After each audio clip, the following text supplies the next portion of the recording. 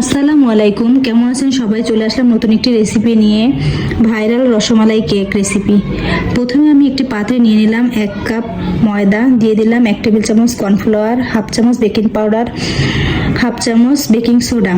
শুকনো উপকরণগুলো ভালো করে চেলে নিয়েছি। এখানে 4টা ডিম দিয়ে আমি আজকে কেকটা তৈরি করব। দিলাম 2/3 কাপ চিনি, 1 চামচ রেগুলার রান্নার তেল দিয়ে এটাকে ভালো করে মিক্সড করে নিলাম। দিয়ে দিলাম ভ্যানিলা এসেন্স। এবার শুকনো উপকরণগুলো দিয়ে আলতো হাতে এটাকে মিশিয়ে নিলাম। আজকে আমি কেকটা 2 পাউন্ডের বানাবো। 2 পাউন্ডের একটা মোল্ডে আমি ব্যাটারটা ঢেলে দিলাম। 30 মিনিট বেক করে নিলাম।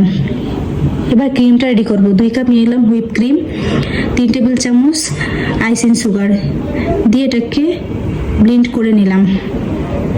দিয়ে দিলাম সামান্য কালার, দিয়ে এটাকে 2-3 সেকেন্ড ব্লেন্ড করে নেব।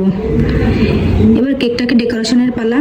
প্রথমে কেকটাকে একটা স্লাইস দিয়ে তার উপরে হুইপ ক্রিম দিয়ে রসমালাইয়ের রসটা দিয়ে দিলাম। 2-3 টুকরা রসমালাই দিয়ে দিলাম।